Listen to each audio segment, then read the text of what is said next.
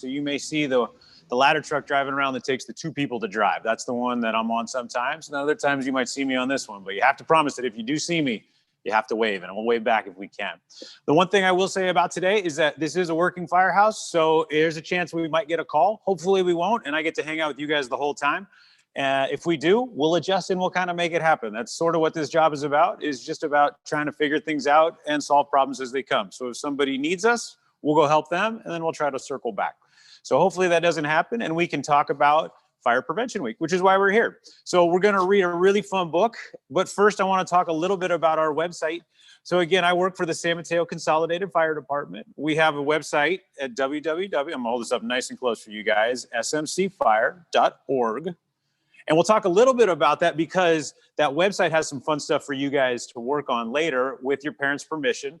But it includes some games, some other videos that you might like, some stuff with our friends at the police department. So there's all kinds of stuff that we're going to be able to do on there. But with that said, first I'm going to read a story, and then we'll talk a little bit about the gear that's behind me, the rig that's behind me, and the people that I work with. We'll kind of get into that afterwards. But first, without further ado, I'm going to read you a book. It's called Firefighters to the Rescue.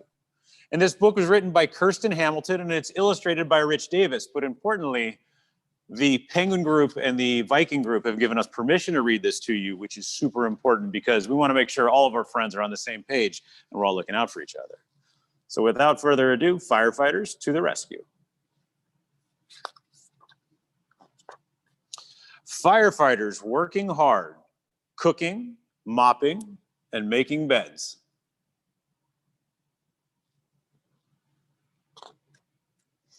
Playing tricks on sleepy heads.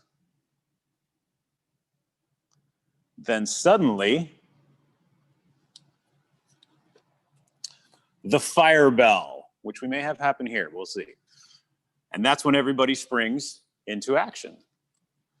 Some people ask if we still have a fire pole. At this station we do, and we do still use it. Not everybody, but some people. On go boots and coats and hats. Ready? Right. All aboard and hold on tight. We don't ride on the back of the fire engine like this anymore. They don't let us do that. That would be too much fun. So instead, we have to be inside the fire engine. But it's important to know that we wear our seatbelt just like you guys do. It's super important to have your seatbelts on when you're in the car. Even the firefighters do it. Out the door, into the street. Firefighters to the rescue.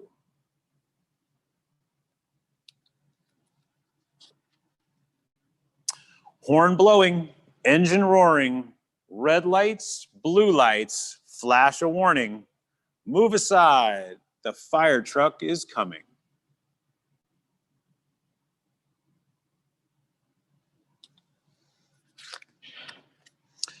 Passing buses, bikes, and cabs, zooming fast down the hill. Past cars at stoplights, standing still. Have you ever seen us go through lights? Sometimes cars will pull to the side for us so that we can go around. We have to be very safe drivers to go through red lights. And we always come to a stop just to make sure nobody's in there. Like if you were on your bike or your skateboard wearing your helmet, we would want to make sure that we saw you before we kept going to the call. An orange glow, I see the fire. Firefighters to the rescue.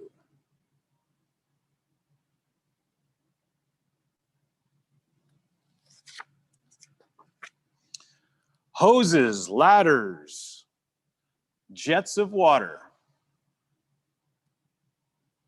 There they are. And this rig behind me is an engine. It's the one in charge of the water. So inside that engine, it has 500 gallons of water that we use to help put out the fire.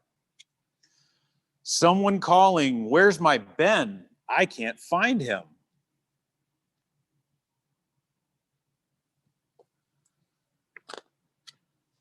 Firefighters going in.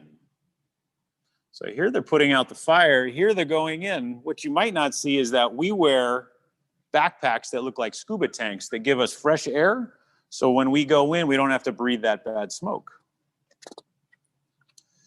People watch and wait. And then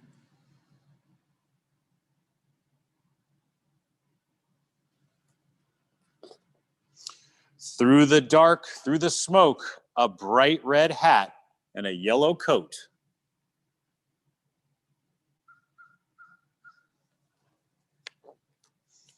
Hear them yell, hear them shout. Who do you think you found?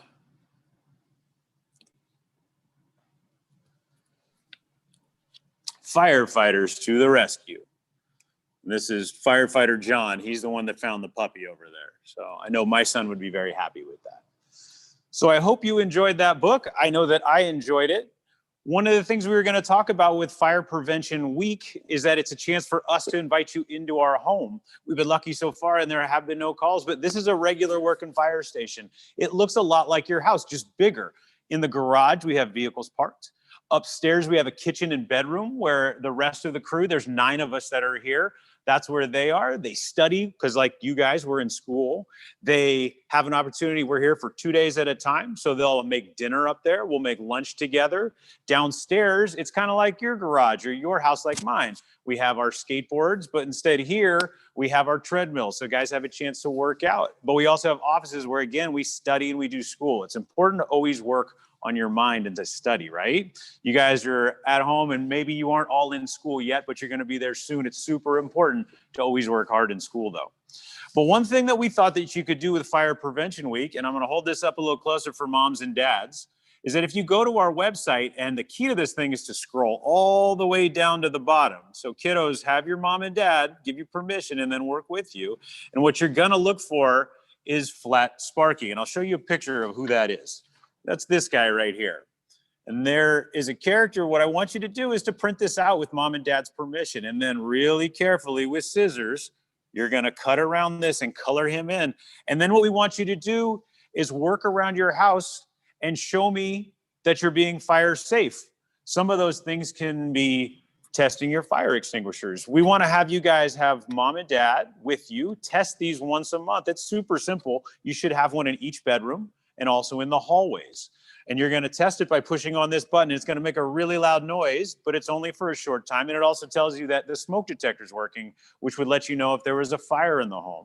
The other thing that you guys can go do is to work with mom and dad and come up with an area outside of your house that you could meet at if there's an emergency. That way, if for some reason you get separated, you know, like my boys at my house know, there's a street light down 2 houses, and that's where we would go meet. So I want you guys to have a meeting place with your parents. There's also other things that you can do, talking about who to call if there's an emergency. I want you to call me. We have a special phone number. It's 911. And you guys are old enough that you would use it in an emergency. Now, is an emergency when the cat needs to be fed? No, that's not an emergency. But is it an emergency if mom and dad fall down and they can't help themselves? Absolutely. We want you to call us. That's what we're here for. So that number is there for you guys. And again, that number is 911. You're welcome to call us. We want to come and help you out. I'm trying to think of a couple other things that we could talk about. One is this equipment that's behind me. So again, the engine holds all of the water that puts the fires out, but you'll also see if somebody's sick and needs help, this whole engine will show up, but we'll also have an ambulance to bring you to the hospital. Some of my gear behind me is a helmet, which has a certain shape. That's all right. It's just caught around. Yeah, that's perfect. So it's nice and hard, like my head, but my head's not quite that hard. So if something were to drop on me, we want this to protect me, right? So this is like your bike helmet. I wear this all the time to protect my head on a vehicle accident or at a fire. And we want you guys to wear your helmets when you are out on your bikes or out on your skateboards or your scooters. It also has my name on the bottom and the station and the vehicle that I'm on. And that's a good thing for you guys to have too. If you put your name on your helmet, if anything were to happen to you, then at least we know who we're talking to and a phone number that we could call in case mom and dad need to come help. Now, I'm told that there are a few questions possibly out there, and I would invite anybody to ask those now. And if not, I can think of all kinds of fun stuff to talk about, so it's no problem. Alrighty, so does anyone have any questions? If you're a little shy, you could always ask the question in the chat and we can ask Captain Josh to answer it a little later. Okay, I see some hands. I went ahead and unmuted you.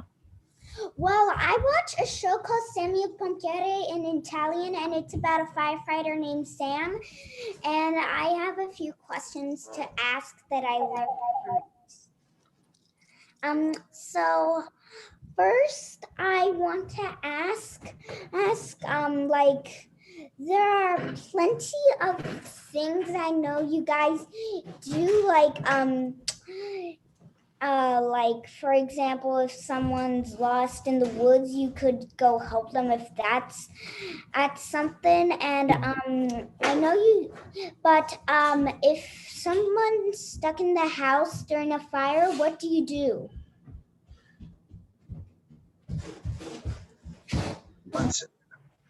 There we go. I think we're running. Can you hear me okay?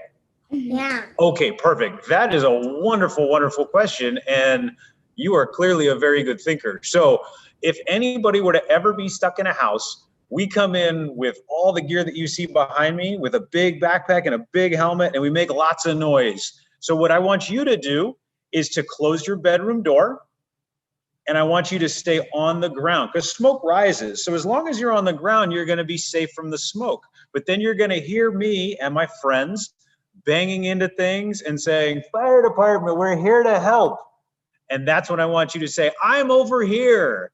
And that's part of what we train for, is that we're going to come and find you. And there's different ways that we can help you out. Maybe your bedroom is upstairs and there's ladders that we can walk down with you.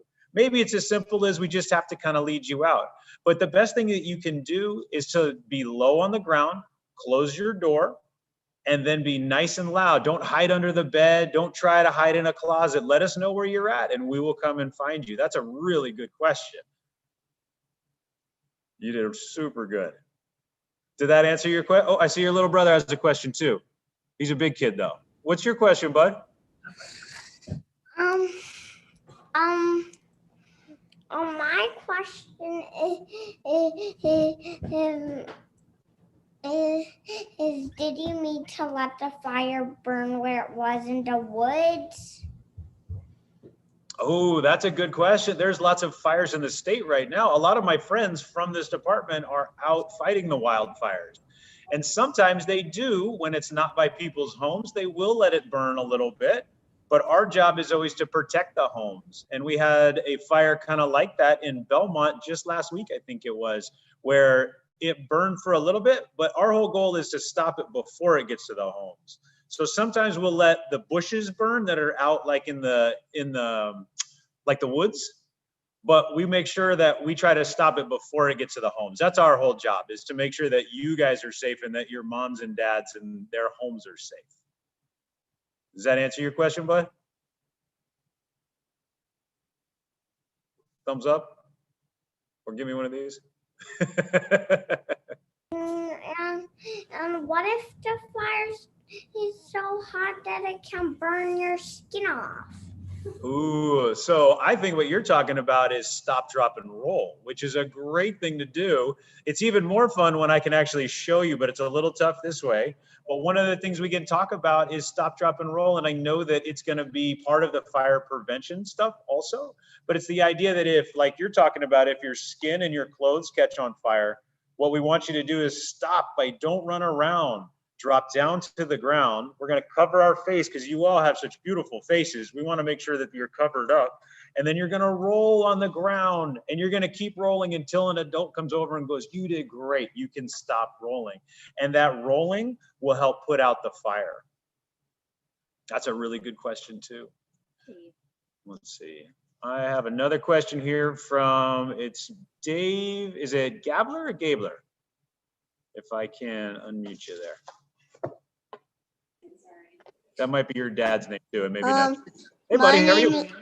My name is Clayton Gabler. Oh, Clayton, there we go. How are you, bud? Good. Good. And I have a question. Okay. How do you put out a fire? Ooh, good question. So we do that a couple of different ways, but the main way is by what? What would be your guess if you had to pick one thing that we might do? Put it out with a hose. Absolutely. That's the best answer there is. Great job, bud. So behind me, and I'm going to kind of point, this little red cabinet that's up above behind me is full of hose. And there's different kinds of hose. There's little hose, there's big hose. We use the little hose when we go to wildfires, like the wood fire that we were talking about a minute ago. There's bigger hose for if a home is on fire. And there's really big hose that we use if it's like a big, like a Costco, or if there's a big commercial building like that. So we can actually pick. It's kind of like when you're at school, how you can pick different markers or pencils for different jobs. That's kind of what we do too. We just pick different sizes. So that's a really, really good question. Oh, and I see, let's see, a question from Branson. So how do you put out a forest fire? I mean, like, they're really big. That's true. We have a lot of friends, and that's the key to the whole thing, is that we all work as a team. Do you guys ever play sports or you're in a play? It takes lots of people to make those things work. That's what we're working on right now. And the really big ones, they actually have airplanes and helicopters, and there's all kinds of different bulldozers that they'll bring in. There's all kinds of really neat equipment that that we'll use together, in addition to people like me that show up and dig line or stretch hose. There's lots of different ways to do that. And we all kind of work together in conjunction to put those out. So, Branson. Aaron, where's Aaron? Let's see. Thank you guys for your patience. You're doing awesome. All right, I see it's Aaron Stallings. How are you guys doing? I see your hand raised and everything. I'm doing good, and I have some advice for you. So, lay it on me. What do you got? So, are you fast? Are you good and fast diggers? Good and fast diggers? That's a good question. I am not the fastest digger, but we have some really good diggers around here too. They're really good with saws. They're really good with shovels. And on the wildfire, the woods fire that people are asking questions about, that's a really good skill to have. If we have a really, really big fire though, what we do is we have giant bulldozers that come through, and they'll actually cut everything down. It looks like a big construction site when they're done. It's just dirt everywhere. And they'll do that, and they'll actually use those to cut around the homes and create a space that the wood can't burn over. Buddy? So, my suggestion is... Lay it on me. So, when you get... Oh, so when did you guys hear that? Here, hang on one sec, buddy. So I actually get a call right now. So I'm sorry to have to cut it short, but we're all going to go on a call right now. So after you dig the hole, you actually... So there's a traffic accident that we're going to go on, and I'll tell you what. You have to wet the bottom of the hole. I'm sorry, Bubba. I'm going to show you. There's the chief right there. That's his vehicle, and he's going to head out. And I'm going to head out also. And I don't know how you want to. Okay, don't get changed right there. Wait, can I show you something? On the way out, the truck's going to leave, and the battalion here. So, all right. See you guys later. Thank you for visiting. All right, so just give us a few minutes. Are going to let these lovely firefighters leave and help the people who need them, and then we'll be able to answer. Or did you want to answer questions? I don't know that you have to all about the trucks. Okay. Give us 1 minute. But you can watch the firefighters leave and the truck leave. So we'll show you that, okay? Yep. The truck is gonna go. Which one? The truck, the big truck. Oh, the ladder truck. Yep. Go for it. So the firefighter on the back of the engine, in the back of the truck, is called a tiller. He's waving at you. His job, there they go. His job is to drive the back part of the truck, which is a very long ladder truck. So there's two drivers, the driver in the front and the tiller in the back. And there they go, because somebody called 911 and needs help. So they're gonna go check and see who needs help and take care of them. Did you see that? Did you like that?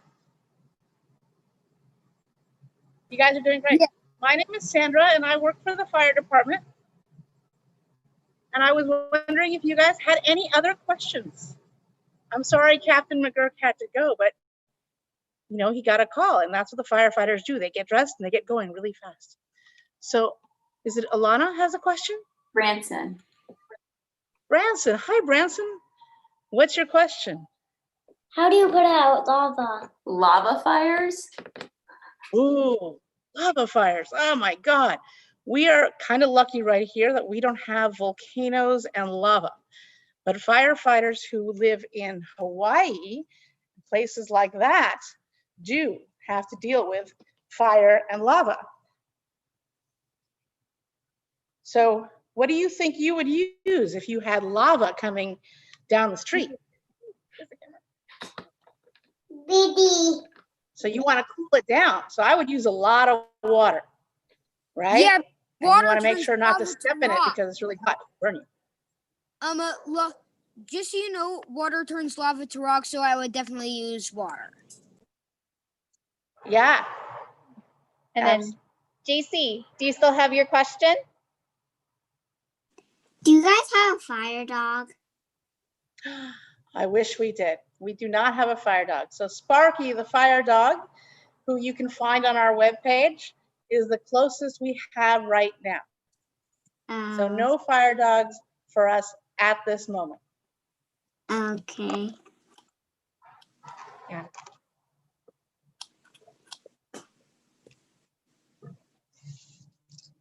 Any other questions? Oh, it looks like Nick. Hey, Nick. So this is Sparky, and you can find him on our webpage, so the webpage is only up this week. So tell your parents to hurry if they want to check. And you scroll all the way down, and when you see Sparky, click on him, and it'll take you to that special webpage that we made for Fire Prevention Week. So is it Nick that had a question? Yeah. I have a bunch of teeny weeny lava rocks. So you mean that those were once actual lava, but water cooled them down into rock?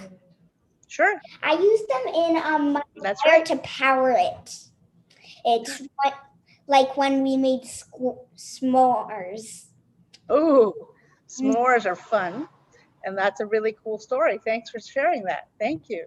And Abby. And I think, is that your brother has a question? Do you know any ways fires can start? Oh, okay, that's a great question too. So fires can start a lot of different ways. So many of the forest fires, the wildfires that we're having now, remember that night about a month ago when there was all that lightning? Do you remember that? Did you see that? Was it scary? Yeah. Because it was actually But pretty wild.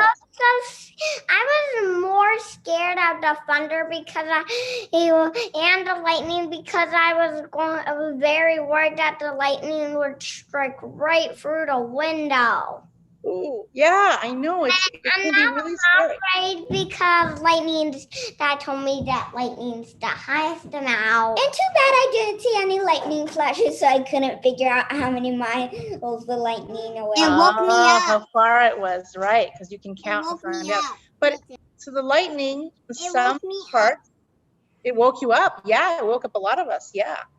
So the lightning in some parts where it was very dry started some of the wildfires. So that makes it dangerous in that thing. But we don't get a lot of lightning here, which is why it was unusual. So that's one way that fires can start. Other times, if people go camping and maybe they start a campfire, in their campground, which is fine.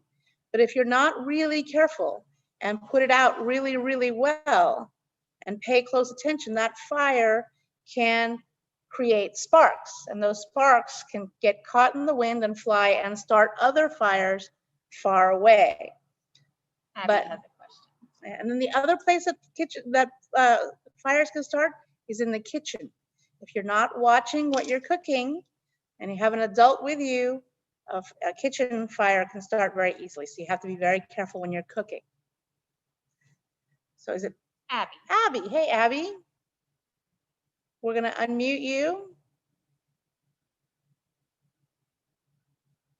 Go ahead and unmute yourself, Abby. Which Abby? Oh, I only see one Abby, and she is ABB. I'm unmuted already, Winnie. Are there you you go. ready? I can hear you now. Still heard it? Yes, I'm here. No, you muted me. Go ahead, Abby. You're set. I can Oh, hear your you turn, now, okay. Abby. Go ahead. Is there still a little bit of smoke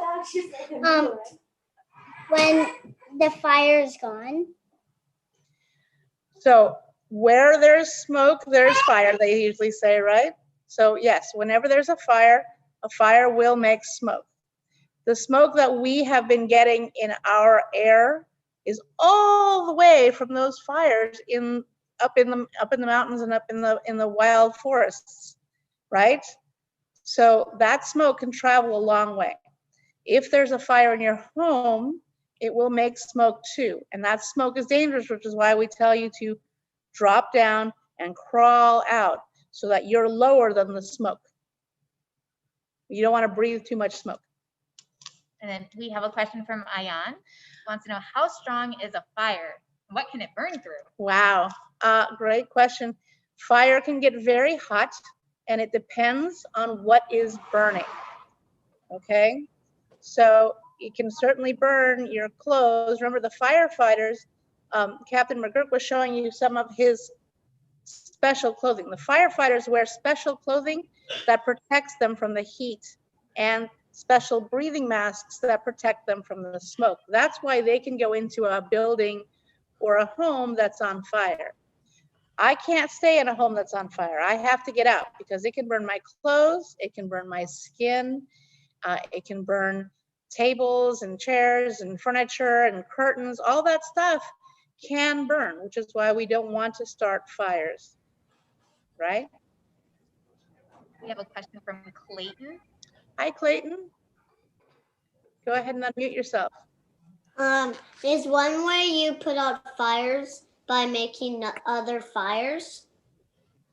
Making fire to put out fires is called a backburn. Yeah, you might have heard of that. So Captain McGurk was talking a little bit about how they use bulldozers, right?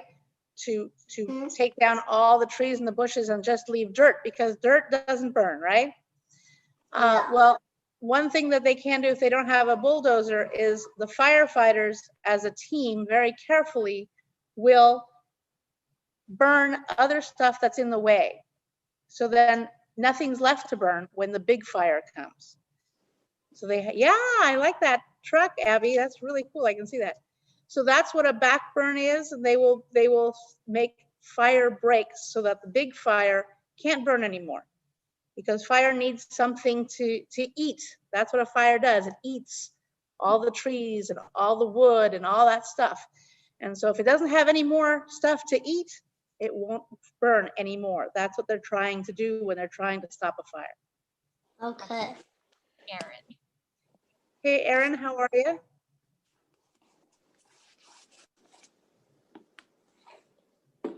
Aaron's son.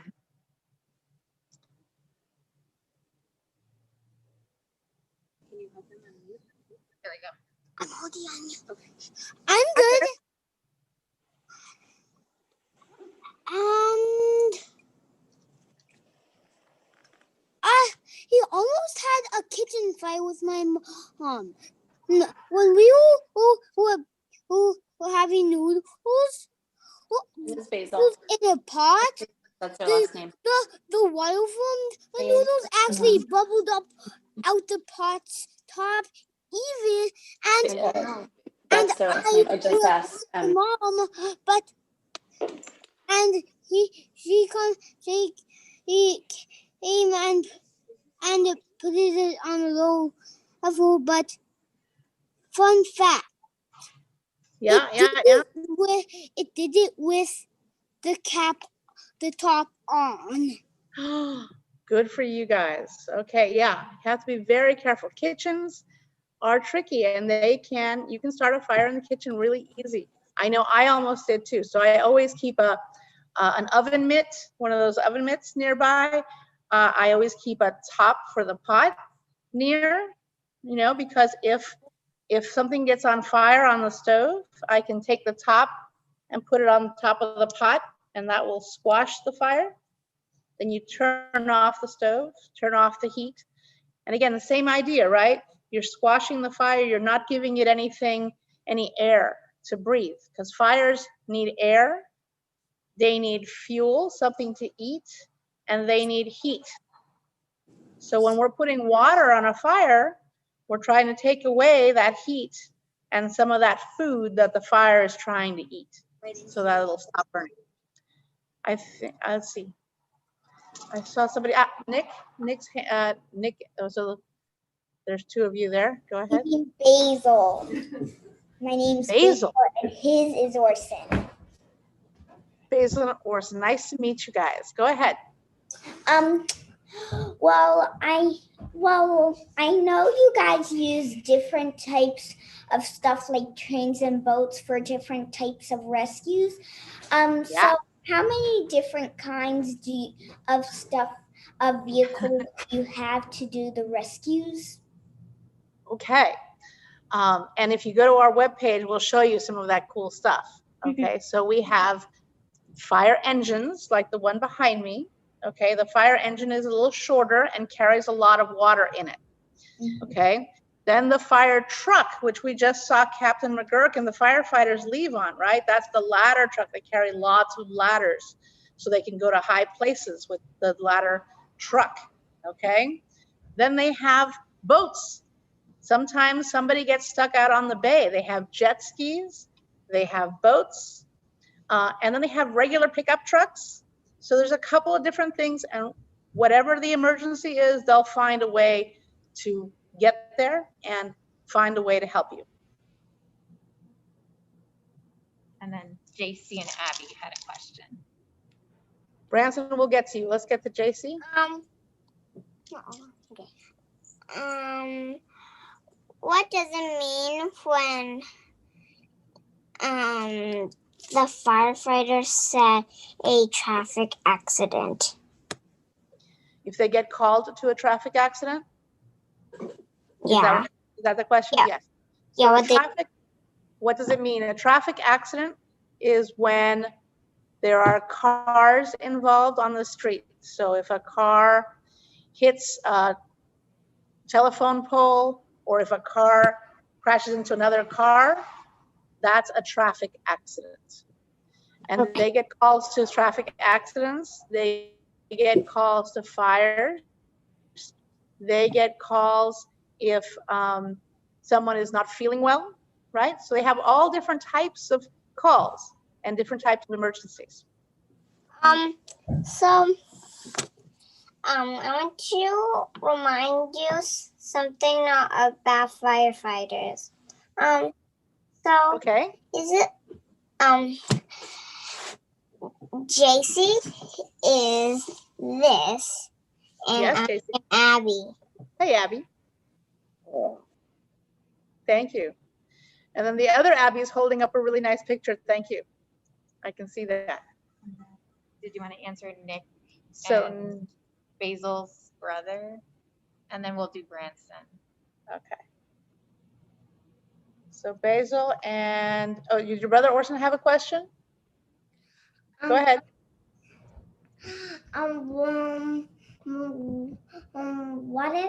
What if you roll around a fire and fire covers you and peels all your skin off? Well, that's why firefighters wear all that special clothing. So our job, because I'm not a firefighter, right? So if there's a fire, my job is to get out and to call 911 and tell them there's a fire and where the fire is.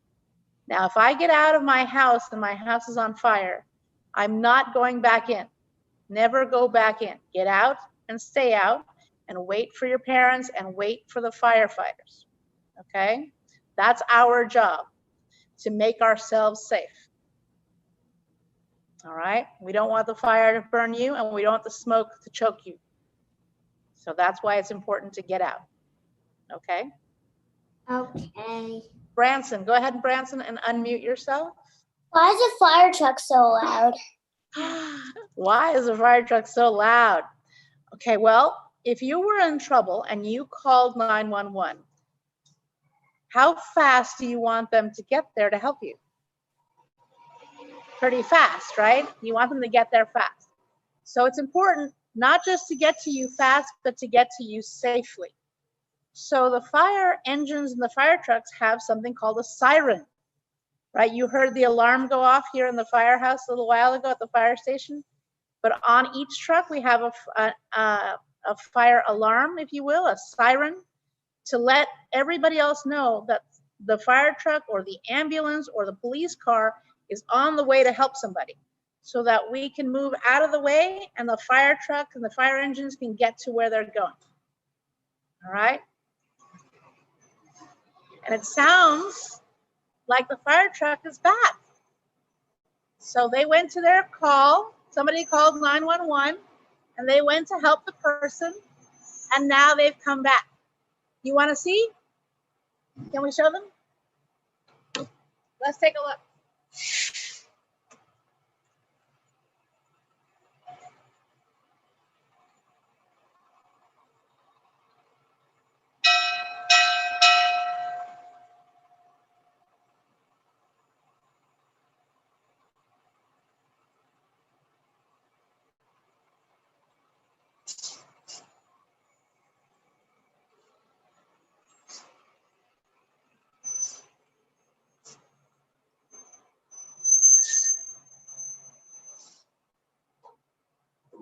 So this is the fire truck. And remember the guy in the back, he's called a tiller. The fire truck is really long and carries a lot of ladders and equipment.